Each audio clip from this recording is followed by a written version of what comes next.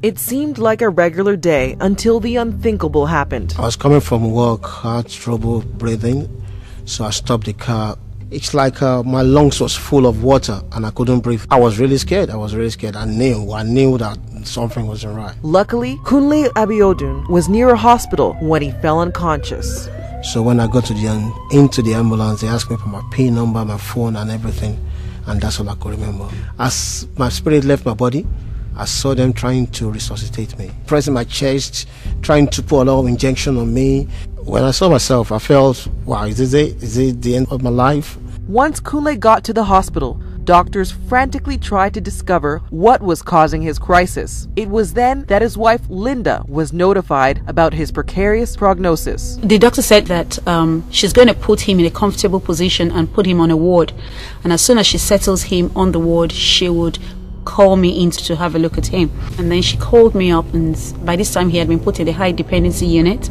Took me up to see him, and I looked at him and I saw loads of tubes going through him. He was on a ventilator. He wasn't breathing. The ventilator was pretty much breathing for him. Medical records confirm that Kunle suffered 2 cardiac arrests and was clinically dead for several minutes while emergency workers did their best to revive him. I just knew my spirit was going through a tunnel, a very dirty, slummy, full of maggots, full of spiders. It's just really horrible place to be. And I saw 2 big men like the gladiators. I don't think they're 6 footers, they are over 6 footers. When people are coming, they carry the person and take them to a very far place until I don't see them no more. They come back, they take another person, only 2 of them. I tried to talk to them, I tried to ask them what they were doing. They didn't answer me. While unconscious, Kunle met a series of supernatural characters, and he was confronted with the shocking reality that even though he was a believer, he wasn't certain if he would spend eternity in heaven or hell. Tall one, he was rolling a kind of tennis ball. I really truly believe that the ball represented my soul. So the bigger one just decided, said, no, I'm not going to give you the ball back. As doctors scrambled to discover what was behind Kunle's cardiac arrest, they warned his wife Linda to prepare for the worst. So I stood there looking at him, not knowing what to do.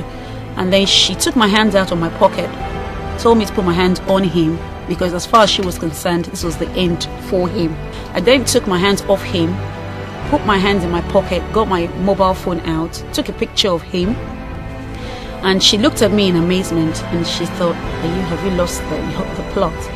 And I said to her, I said, this will form part of his testimony when he's well. And then she said to me, I don't think you fully understand. I don't think he's going to make it. It was later discovered that Kunle had acute pneumonia and that the buildup of fluid in his lungs was causing his heart to stop beating. At first, they didn't think I was going to make it. But when this prayer started coming in, I started recovering quickly. The doctors couldn't believe it. Meanwhile, in the spirit realm, the prayers were also helping to turn things around. So he looked back and he threw the ball back to me. I thank God that he gave the ball back. If he didn't give the ball back to me, I would have been dead. Heaven and hell is real. The last message that the supernatural characters gave him was very clear. Go and preach the gospel, win souls, and be all you can be for God. If you believe in God for a miracle, just look at me and know that with God, all things are possible. Indeed, all things are possible if you believe. So get ready for an encounter with God. Also, if you have a testimony, fill out a testimony card today so that you can encourage someone else's faith.